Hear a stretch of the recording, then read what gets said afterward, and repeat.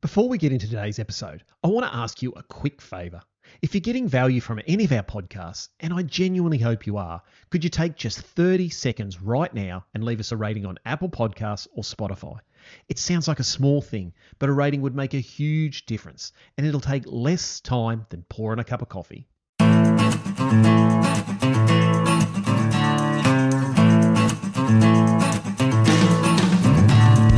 G'day. Welcome to the AgriCoach podcast for families on the land who want to grow their family's wealth and prosperity across the generations. I'm your host, Ben Law, and I'm the financial bloke. Welcome back to the Wealth and Wisdom podcast. I'm Ben Law, the financial bloke. I get asked all the time, how do I get ahead? How do I grow my career? How do I make myself valuable?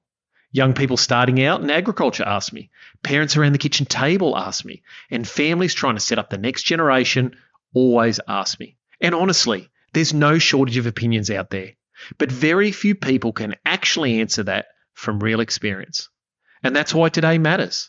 Our guest is David Foote, someone who spent over 45 years in senior leadership positions across Australia's beef supply chain. From breeding, feedlotting, processing, exporting, and retailing, he's done it all. He helped build Stanbroke's live cattle export program, launched a major beef brand, and spent 2 decades with Australian Country Choice, or ACC, rising to Group Managing Director before moving into board and advisory roles in 2020. Just to give you a sense of scale, ACC runs Australia's largest vertically integrated beef operation. Over 1,400 staff, 42 operations, around 4 million acres, a 300,000 head carrying capacity, 3 feedlots, and a major Brisbane processing facility. David now sits on the board of ACC. But it also sits on the board of the Cattle Australia, the national peak body for beef producers, and Laguna Bay, a multi-billion-dollar ag investment fund. But here's what I really want to get into today, and that's character. Not skills, not qualification, but character. Because when you look at someone who's built a career like David's, at the scale he has, it's never just being about smart or capable. It's about how you show up when no one's watching, how you carry responsibility, how you think under pressure, how you earn trust over time. So in this episode, we're unpacking what it actually takes to succeed at that level. And just as importantly, what someone like David would focus on if he was in his 20s or 30s today and genuinely wanted to make it in agriculture. So without further delay, I'm really excited for this discussion.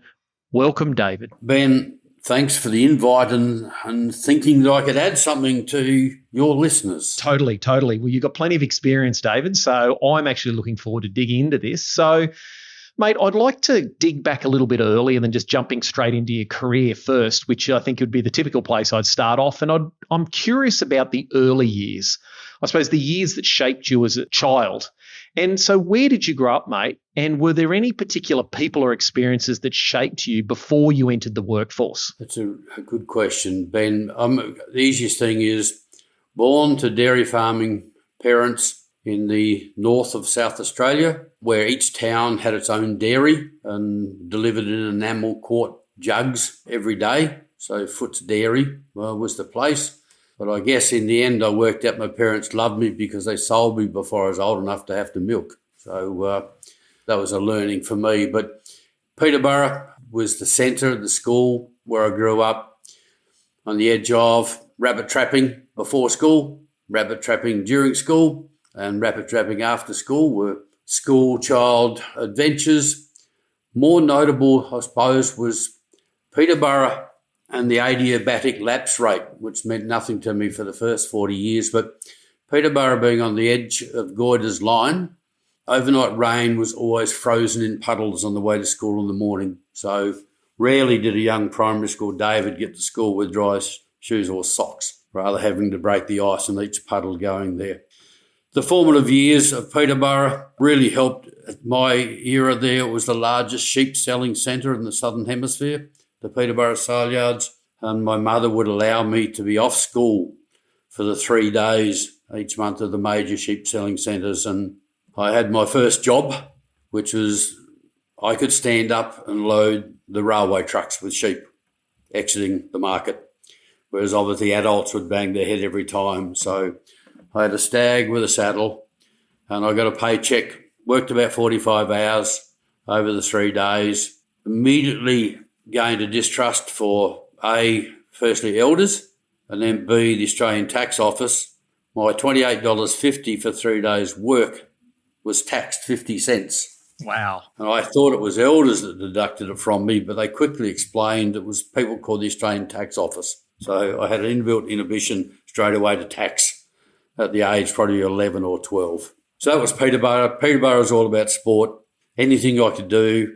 I guess no impressionable people, Ben, but I was probably the youngest senior cricketer at Peterborough. It only had one team, and I turned up fully in whites an hour before every game in the hope that somebody was late or somebody never made it, and then I would be the one that they would run onto the ground in adult world. And I guess that taught me a bit early about turning up, being patient and hoping that if you are there, you got a chance to be picked. If you're not, you'll always be looked over.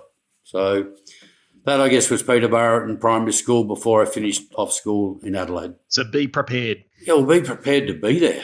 Won't be handed on a plate, but there'll be an opportunity. So be ready to take the opportunity. I love that. And so once you left home, you didn't fall into the dairy farmer's world. You've gone off onto your career. Can you walk us through how your career unfolded, David, from where you started through to when you got through to Australian Country Choice or ACC and to where you are now? Because I'm old, Ben, that's quite a long story, but I'll try and paint a broad enough picture of my experience. Well, you and I never tell a short story, David. Okay, we can be famous for that. So school in Adelaide was really, really interesting. I just went there to finish the last years of high school. My local school didn't do the last few years of high school. Fell in with a good crowd and ended up being editor of the school magazine. Now, this was during the Vietnam War era, so there's a fair bit going on outside. A lot of long hair, a lot of bad attitudes, bad habits. But we printed quite radical magazine, which suffered the fate of censorship of the school P&C committee. So we weren't allowed to use what was then called the Roneo or the Gestepner Roneo to run off the newspaper. So having said that, we decided therefore we would sell the newspaper editions and use the funds to buy our own Roneo Gestepner, which we were very successful at and managed some really good editions, still within the boundaries of being respectful, but away from the censorship of the Parents and Friends Committee of the Dawes Road High School. So that was another little bit of a learning about use your initiative in adversity. But left school, joined the Department of Agriculture, as every boy from the city would want to, but this one I joined the Internal Audit Department, which effectively at the time, like all good ag departments, they operated 6 or 7 research stations across the length and breadth of South Australia, and my job was to go around each and count fence posts, sheep, cattle, wire, etc., and bring to account. That got pretty boring after a while, and I quickly learned that I'm going to have much more interest if I actually went to one of the research centres, albeit in an admin role, and I lobbed down at Struan Research Centre in the southeast of South Australia, which had an international reputation for its beef research, beef cattle research. A couple of years there, Ben. Double muscling bull trials. Ron McNeil was an uneducated legend of the industry that led that whole division through there. But it's thrown up some famous Australian academics like Dr. Mick DeLand in terms of animal, Ian Johnson, John Obst. So there's a real exceptional era of academic research happening down there in those days, supported by ag departments, which sadly has obviously dropped off a fair bit since. From that point, as still a very young man, it was to marry the love of my life, I say, which isn't quite true. We're about to head off around Australia on our gap years, as many people do, but in that era, you actually couldn't rent an apartment or a flat, as they called them then, unless you were a married couple. You're living in sin. None of this living in sin. This is in the late 70s. So I call it a marriage of convenience, and luckily it has been convenient for now just a tad over 50 years. But it gave us the opportunity to travel and head west, and that also was significant opportunities. My first real job in the west, Ben, was as working underground in a nickel mine in the Kalgoorlie Goldfields area, but importantly, Kambalda. Unbelievable conditions there. Unionised, no ticket, no work, significant waste in terms of resource waste because the money that was being made by the mining companies, very low focus on safety. So I think I've become very, very attuned to the safety issues, having lost 5 workers in that town in 1 year, and therefore a contribution out of each pay pack that was going to a widow's fund. So learnt, wrong word, bit of a pun at the coalface about the importance or significance of safety in the workplace. But the money earning in a day, what it used to take a fortnight to earn back in the previous job. So great way to pay the car off, great way to fill a house full of furniture, as long as you survive the experience. And that I did, and moved from that area down to join a South Australian pastoral family, McBride's, in the last settled place east of Esperance. So effectively on the corner of the Nullarbor Plain and the Great Australian Bight in Esperance Sandplain country, commonly referred to in real estate brochures as silver loam, but what it really means is sand over sand till about 20 foot deep, then you hit clay. So that was a really enterprising area of sheep, developing land from native lands into clearing, pasturing, fencing, putting waters in. Spent my evenings getting a certificate in sheep and wool and machinery shed experting, albeit all by correspondence, which in itself, if I reflect back, was unique. You'd fill in all the questions, do all the sampling, receive 60 wool samples in the next mail truck, have to class them, regard them, send back the results. So there's that sort of 10-day delay between each question and answer and response between the lecturer and the student. But luckily, successful. Actually end up as the Ducks for that particular year and course back through West Australian. I think it was TAFE, but it might have had a different name back in that era. So I then transferred back to South Australia with McBride's. They had a large operation in Kingston, southeast, South Australia, focusing the same again on sheep and wool, and theirs were short-horn cattle. And boars, my first real experience of working with boars, albeit shallow. I think we had probably around about 35 boars, and I think not ever was 35 all working at once. It was just a constant corrosion from the water, or lack of wind, or lack of something. But it was really good to become quite adept to be able to pull a windmill bore and have it going back within the same day, pumping into tanks in the southeast. And having moved from the edge of the Nullarbor to a property that was within sort of 15k of town, and pubs, clubs and sporting activities, was also a little bit special. Next move actually was an upgrade, I thought. I was lucky enough to get appointed by the then Prime Minister, Malcolm Fraser, to join the team at the Nareen in Western Victoria, between Cassidy, Coleraine and Harrow, and with the prime purpose of establishing a merino stud within the organisation.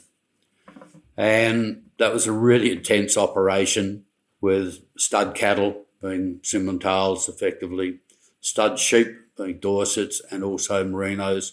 I think even the chooks were studs. And that was really, really intense, because the PM was at the time PM. And so we had federal security at the farmhouse entrance, farm gate entrance, for every movement in or out of the property.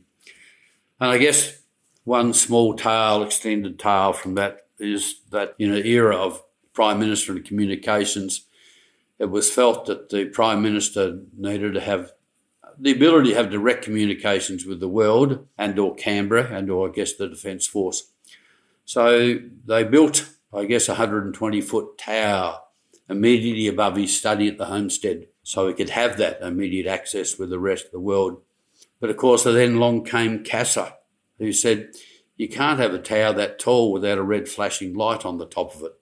So the irony was, I guess, that in the depths of darkness across Western Victoria, if you ever wanted to find out where Australia's Prime Minister lived, just look for the red flashing light. Yeah, that's got to be a security issue, doesn't it? Not seen it that bad. I was just seeing it was more of a hindrance to local flying if we didn't have it. So, yes, I suspect he's the only global leader that had a red flashing light over his private homestead or study. The time there was relatively short and intense, wet, rain for 3 months of the year, dripped off the trees for the other 9. Almost every animal husbandry program, you broke the rules of what you're taught or trained, because if you waited for everything to be dry and have no mud in the yards for landmarking or sharing, then you'd never get anything done.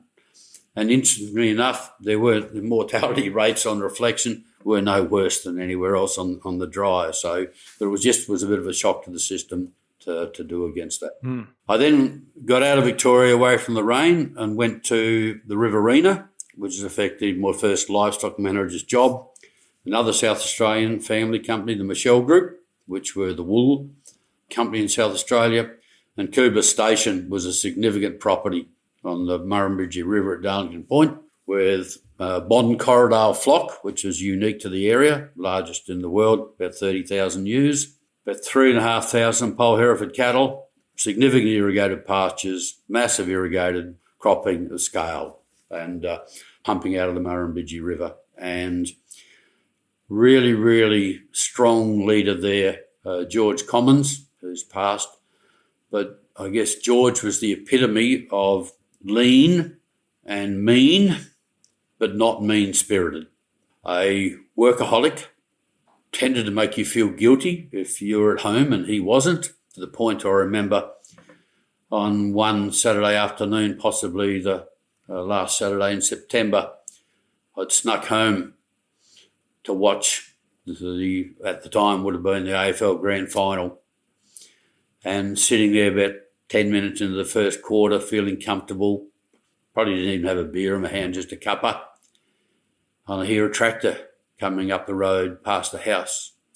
And I look out and there was my pastoral inspector, George, on an old John Deere tractor with a 3-point linkage out there spraying Bathurst burrs. And I thought, not sure if he's trying to make me feel guilty, but I certainly felt guilty. But I stayed to watch the end of the game. I learned a lot from George about how to squeeze the lemon and to certainly stretch out, that you don't need everything new, but you had to guard against being penny wise, penny full, or dollar full, so to speak. Our daughter, first child, was born while we're in that area, born at the Griffith Hospital, and obviously that was a major change. It was also a driving part about why I went to my next role, Ben, that my daughter had been on this earth for 6 weeks, and because of my work habits, I'd actually only seen her awake for 10 minutes, about 10 minutes in that 6 weeks. So I thought probably maybe I needed to be somewhere where I could spend a little more time. Not sure. Maybe she just slept lots, or she made out she was asleep when I came home. So from that point, I was lucky enough to gain my first property manager's role, in charge, young, 25 years, 26 years old. I was discussing it with my wife yesterday, and that was at a property called Baroola down at Avenel, Victoria, about an hour and a half north of Melbourne.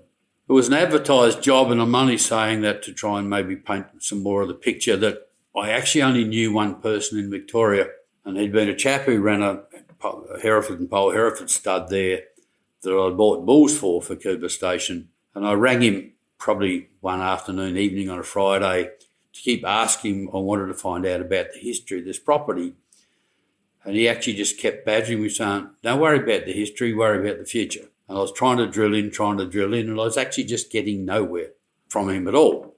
And then, lucky enough to be interviewed, and by a consultant arranged the interviews, and went there, and this actually guy that I'd rung to get a feeling of the property was actually at the table because it was his grandmother's property. She'd passed away, and he and his mother and his first cousin and their mother were now in charge and looking for the future. And that actually has become a lifelong friendship with that particular person.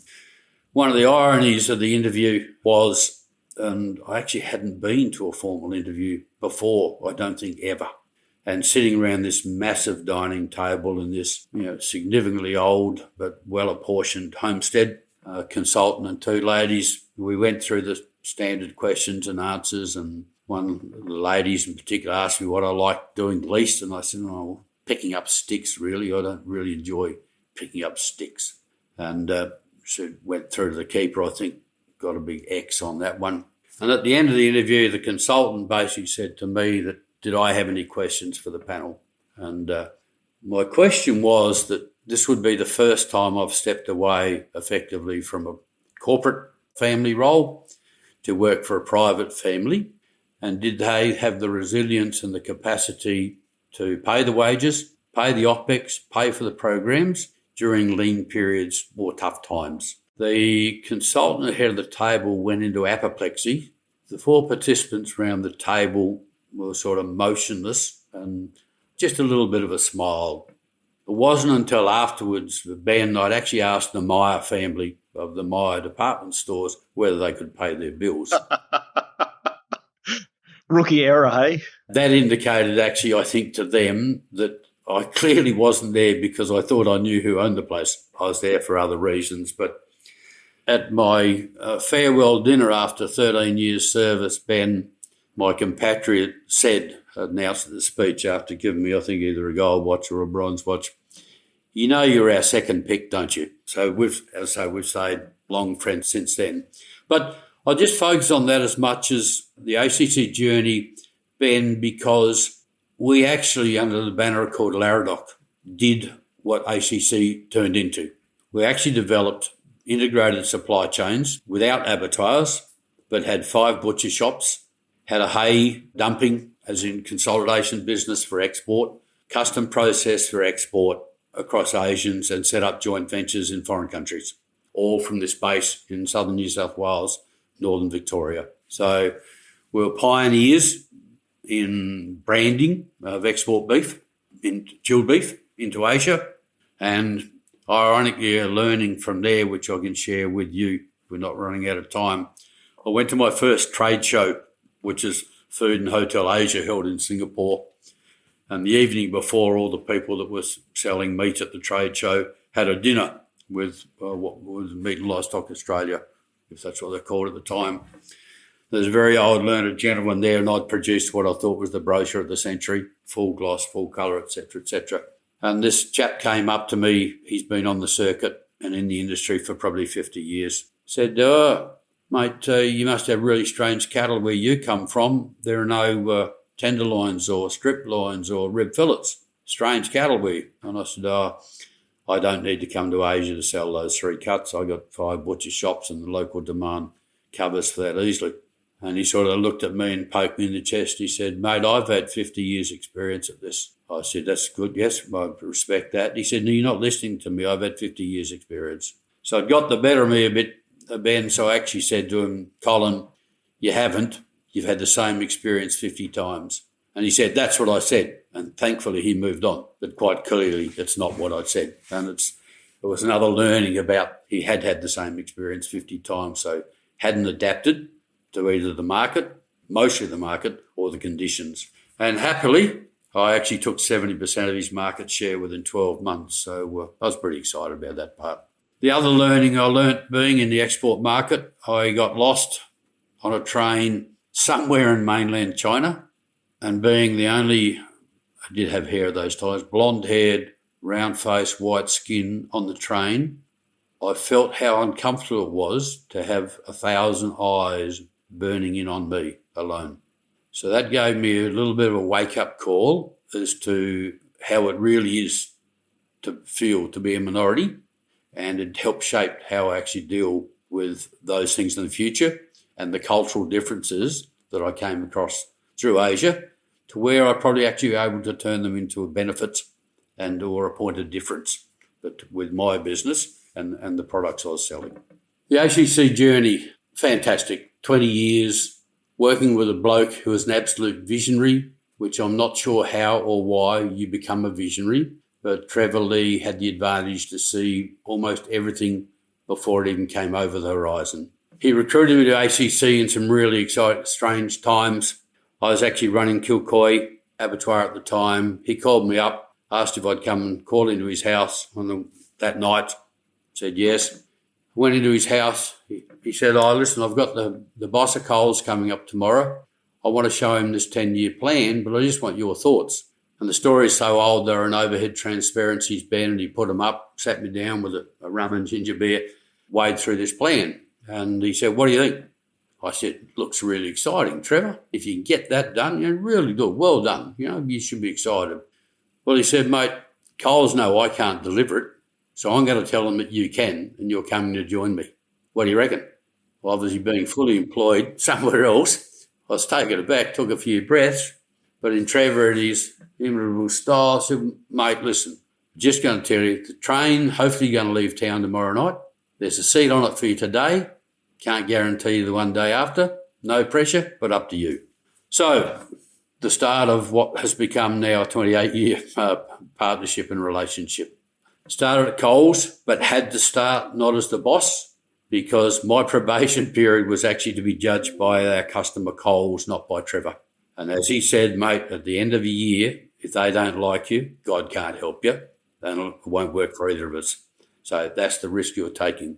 So I took a step back from being a CEO to a GM with the plan, if I was acceptable, to be the boss in the future. And a whole journey of learnings, dealing with unions, how to build a supply chain, how to build an abattoir, build feedlots, buy properties, droughts, joint ventures, whiteboard Saturdays. Trevor and I met. I used to go into work on Saturdays for the quiet time, no telephones, and try and get my work done. He came in one Saturday morning, sat there in my office, said, geez, this is good. Bloody quiet, isn't it? Uninterrupted. I looked across the table, really? Yes. Anyway, for the next 15 years, we generally spent an hour and a half to 2 hours every Saturday morning in one of our offices with a whiteboard, basically shaping and preparing or developing or managing the company for the future. The number one reason succession plans fail and family relationships are permanently damaged is a breakdown in communication. Because when families don't know how to have the hard conversations, trust erodes, resentment builds, and silence does the damage. The families who preserve wealth and protect relationships make succession look easy because they don't just focus on structure and strategies. They build the communication skills to make clear decisions, manage emotions, and protect trust before the pressure hits. That's why I use world-class communication expert Katie Godden in our high-performing families community. Katie's communication training program, Grassroots Communication, teaches the exact skills top families in ag use to increase trust, increase family alignment, and strengthen long-term relationships. If you want to get ahead of the game, head on over to katiegodden.com/grassroots and use the code AgriCoach for 15% off. Because the conversations you avoid today create the problems you inherit tomorrow. Wow. How many years did you say you've been with the company now, David? Active for 22 and still on the board for another 5. Yeah. Wow. That's a long career, isn't it, with one company? Yeah, but I guess, Ben, if you think about it, when I walked in the door, we had 3,000 cattle on feed, 2 farms and 110 staff. When I walked out the door, we had 5 million acres, 300,000 cattle, 3 feedlots and 1,400 staff. So there was a build. So there's almost never a flat spot. There's something new on the horizon to achieve almost every day of every year of those 20 years. So what kept that going? Like, what was keeping the momentum there? Because you see a lot of people that take on a big project, David, and then they take that big project on, let's say it's, like you mentioned, building a feedlot, and they go, this is unbelievably huge. But then to do that and do another one and another one, what kept the momentum up in your experience? It was all driven by customer demand, which is the clever, not tactic, but the clever tactic of Trevor, of if we can sell demand, Coles will come to us and basically ask us to develop the capability to deliver. So it was the reverse. Create the demand and then build the infrastructure and the projects behind to support that. Yes, it was the tail wagging the dog, but it wasn't, because if it wasn't cost effective or the advantages of Coles, they wouldn't do it. It had to deliver an outcome. It certainly delivered an outcome for the family, because we got to grow to a scale well beyond what most single families could have got to. Our banks saw the counterparty risk as our customer, not as us. So gaining finance was not easy, but it was easier because we had the backing of contracts with Coles to supply. So to me, and that has really shaped a whole lot of my thinking now for always, is you actually want to be in a demand chain, not a supply chain, because supply chains can end up just building up unwanted inventory. that will then have to be released somehow. Whereas the demand chain is the pull-through model. And if you've got a demand there from, as you mentioned, someone like Coles that's got the pockets and the resilience to be able to pay those bills, then you've got a fairly strong business case to do it. Yes, and 34% market share. Yeah. So, I'm very conscious of time today, David, so I really want to dig into the important part. So, as you and I both know, we both love working with the next generation, and I'm possibly a generation behind you, and then we've got this next generation of young, hungry, driven, motivated, shall I say in inverted commas, kids coming through, because now that I'm 48, everyone that's under 30 is a kid. And so they're coming through, and what I like to be able to try and do is be able to say to them, you're out in your journey now. You've got all this time. You probably haven't got patience. And I want to sort of give a bit of a reflection here, David. I want to go back and I want to give you the ability to go back and say you're starting again today and you're in your 20s or early 30s. What would you focus on building in yourself? Or what characteristics would you focus on building? Or what environment would you focus on building to make sure you're successful in the future? First up, identify where you wish to land. That'll also identify or help you whether it's a long apprenticeship or a short fix. Because if you don't know where you're going, how do you know which way to go to get there? So gather as many and varied skills along the way. So if you want to be a cattle industry or beef industry, don't focus only on the beef industry. You'll find there's lots of ideas out there that are in other sectors and fields. We don't own it all to ourselves. So look wide. To me, and I guess I have that skill, so I'm not going to tell myself to do it now, but learn the value of detail in as wide a spectrum as possible. So what that means is don't be shallow. Go behind to understand everything as to the why.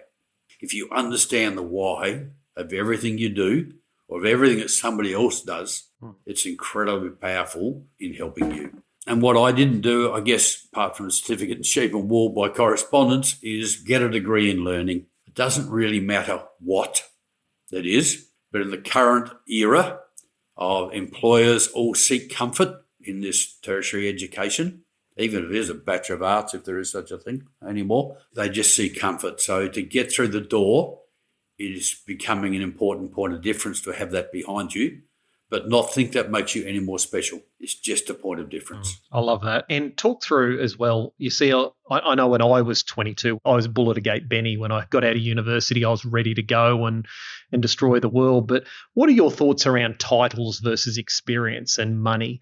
Because when I was in my 20s, I was chasing title, money, and all those sorts of things. How would you go about doing that, and what are your thoughts? Yeah, Ben, it's a really good call out. I mean, our tertiary system gives out degrees with management on the end of it. So there's a natural feeling, there's an entitlement to chase that manager position because I've got a degree. It says I've got a degree in farm management. I've got a degree in that management. And the lure of being a manager of 1,000 acres versus being the head stockman on 100,000 acres is understandable, but it should be avoided. You really got to work out when you've done your target, what's going to attract the next person to employ you. And it's not going to have been a manager of 1,000 acres and maybe 200 Murray Grey cows versus the experiences of being on scale with a team under some fair hardship condition and some great conditions. So do the theory, then seek out through the networks which property operators are regarded as good leaders and teachers in the field you have chosen. And so if you were employing a young person now, David, so some young person, let's say in their 20s or early 30s, comes to you and says, I want a job, and they're going to work closely with you. Let's say you're 20 years younger, they're going to work closely with you. They're going to be your right-hand man or right-hand woman. What sort of character or skills would you be looking in that sort of person? Almost where we started. Born with 2 ears, 1 mouth, use them in proportion, turn up ready every time at any time, and no job is below you. Yeah. So be prepared to do everything. Yeah, it's an interesting one, isn't it? Because, you do see the common mistake, and I made it when I was younger as well, was you would go through a certain amount of experience. And it wasn't until I started my own business that I really, really got that, David. When I started my own business, I realized I had to do everything. I had to learn every single job. And so that created a real drive in me to understand the detail and be able to realize that every job is just as important as the others. So I think there's a couple of good things. So listen, turn up ready, and no jobs below you. What else? Curious. Yep. Bring something to the table that I am unlikely to have been across or be aware of. So you have a conversation on equal level then, because one has the knowledge and one has the curiosity. Yeah, and the experience, isn't it? Because it's interesting. My advice to young people when I always see them is become valuable, i.e., if you have a boss or someone who's above you in the chain of command, for the lack of a better term, is actually make their lives easier. And I keep telling young people that. I say, if you can make your boss's life easier, you're going to learn more, you're going to be treated better, and you're actually going to be far more valuable than if you don't. And I think that's, for me, a really important distinguishing characteristic between someone who's going to do well and someone who's not. Yeah, that's good, mate. You just be careful in a team situation. Be careful that doesn't create friction between a level of employees that all want to be the favourite of the boss. Yep. So in your mind, who's someone you really admire and why? I admired Trevor Lee for his vision and the conviction. He made a decision. He had $1 billion vision, but worked out the bloke he wanted to sell it to wouldn't believe he could do it. So he went out and employed somebody that he thought could. That was when he brought you in. Yeah, that's it. Yeah, and whether it was me or somebody else, but that's a pretty big step to make. That you got the idea, but you can't execute it, so I'll get somebody who can. Ben, I'm struggling with this one, not because I'm up myself. I think about it today. I mean, I'm luckily at the moment, super lucky, I've befriended a group of super successful 80-year-olds, none of whom know anything about ag, but their life experiences still help me shape my thoughts and keep me wanting to grow and succeed. And they come from like the car industry, or they come from the pub industry, or they come from the movie industry, or they come from the real estate industry. But just the energy that they still have at 80 and their shaped experiences. I come home from our sessions, which are a session at a pub or around a table. I just come home and just think about things differently as to how they would have dealt with that or looked at that. So they're not there for mentors. That's not what the job is. They're there to have a beer. But I just feed off that. And so if that, for me, that could work for everybody. Latch onto a mentor. Or there's hundreds of really good mentoring programs now for the bush, from the Xander McDonald to the Australian Beef Leaders to the Cattle Australia, the NFF. A, it's a really good way of gaining a network, but B, it's also a good way to find people who are willing to share their experiences to help you grow and maybe help you succeed in the future. It's interesting, David, because I heard a guy say a number of years ago, and this absolutely resonated with me, probably 15 years ago, and he said, the secret to success, Ben, is who, not how. And he said, if you've got an idea, if you want to go places, if you want to be successful, it's about finding those people or that person that can actually help you do that. So that's obviously what you said Trevor did with bringing you in, was saying, okay, I've got this problem. I can't fix it. I'll bring the right person in. But I think it's also really key for your success in the future is to be able to surround yourself by all your who's, your colleagues and your friends, and people are on the same journey. Because I think if your tribe is strong and you've got good people that you're surrounded by, a rising tide lifts all ships. Yep. And I think this is a challenge that I find in agriculture, and a challenge I give to the industry is, and I see it all the time, is the ag industry is very bad at this as a general rule, farmers. They're usually very closed, very confidential, don't want to share, don't want to talk about what they're doing because they think that, one area, if I tell someone else what I'm doing, that's going to cause me to lose out in some way, shape or form. And I even find that in the world that I operate in just with this podcast, although the podcast isn't my main business, it's just a side gig. But people who are in the podcasting world don't want to share either.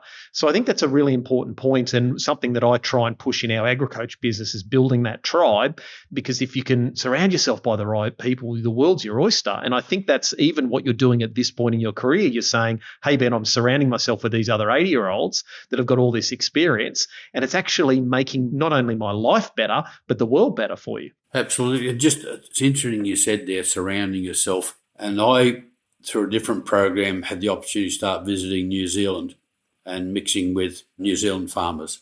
And they have forever impressed me and intrigued me in that how hard they work, but equally how hard they play. But more importantly, they share everything, part baby from body fluids and wipes, but they don't have secrets about their operations. They are striving to improve everything they do. Hence they share. And as you say, their competitor isn't their next door farmer. Their competitor is a commodity market somewhere else. But if he can grow ryegrass better than I can, how did he do it? And he'll tell me. So I find that absolutely unique in New Zealand, the willingness to share openly and down to the finances. It's quite unique, and we could really do well to operate like that. The other thing, just quickly, Ben, you said surrounding the right people. I wrote it down. I was at a dairy conference last week, and there were a couple of Kiwis in there, but talking about safety and about culture. But something they said that I had to write down was, show me your friends and I will show you your future, which is clearly about shaping where you're going to end up. That resolved with me. I think that's very true. And especially for young people when they're trying to improve their career, is you sometimes have to be very choosy who you surround yourself with, because the wrong people will also bring you down as well as the right people will always lift you up. Absolutely. And mate, it used to be my first drafting gate on reviewing applicants was to look at the email. And I can promise you that the young fellas whose emails ended up in burnout.com probably never ever made it to the shortlist. So it might look good on paper amongst the friends, but it wasn't going to go the next Yeah, journey. I love that. I'm deadly serious about this, but I know in my world and in business, I have a no dickhead rule.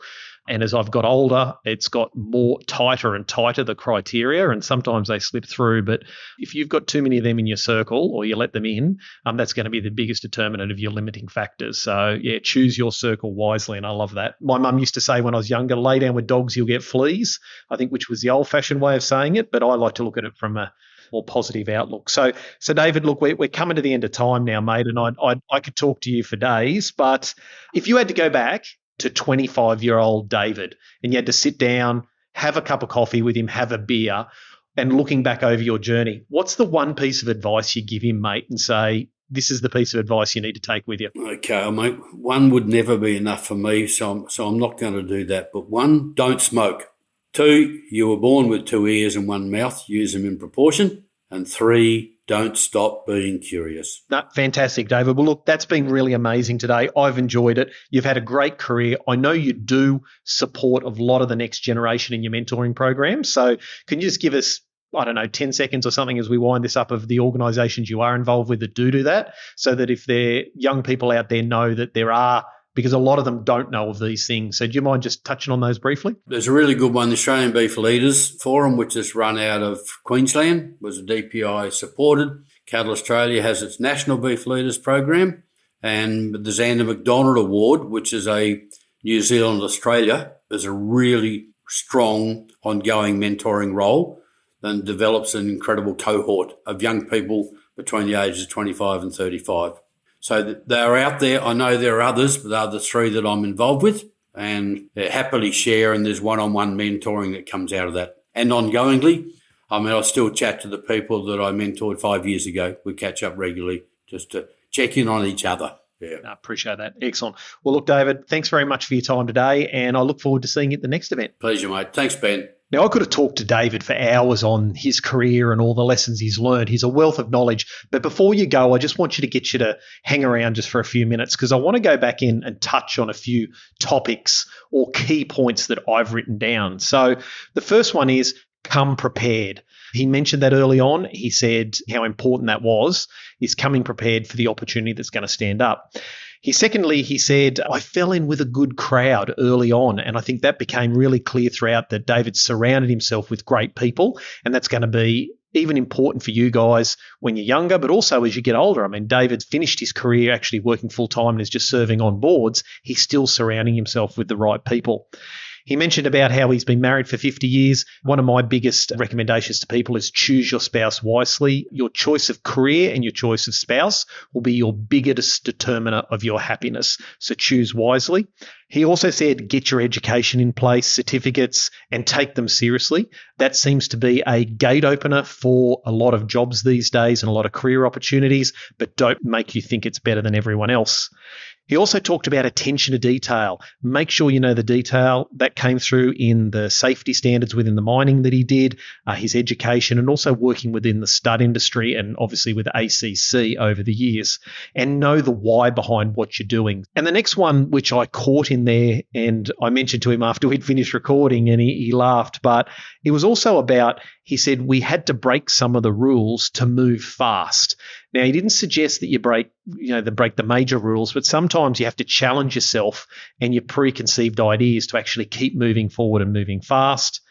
He also mentioned you have to learn how to squeeze the lemon, and what he meant by that was avoiding being penny wise and a pound foolish. So that means focusing on getting the really small things right, but forgetting the big picture or the big dollar items.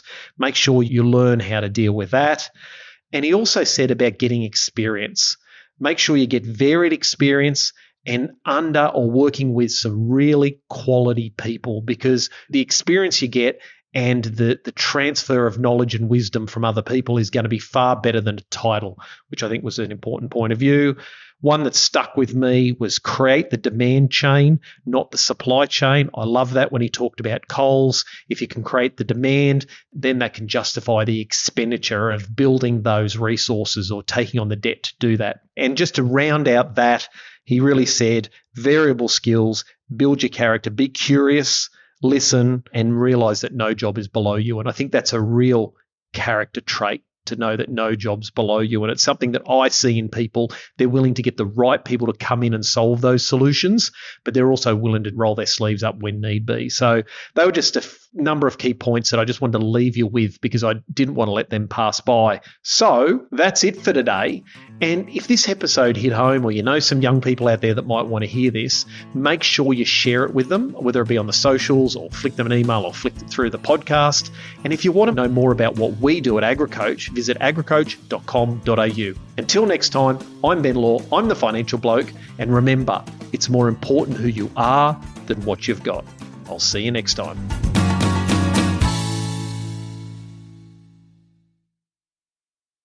Today's episode is brought to you by Morrissey & Co. Morrissey & Co. has been trusted by Australian cattle producers for livestock handling solutions since 1910. For generations, the family-owned business has stood for craftsmanship, quality and reliability, because life on the land demands the tools that endure. Every piece of equipment is built tough, designed to make your work safer and more efficient. Crafted for today, enduring for tomorrow. Want to know more? Head on over to www.morrisseyco.com.au or call 07 4668 5317.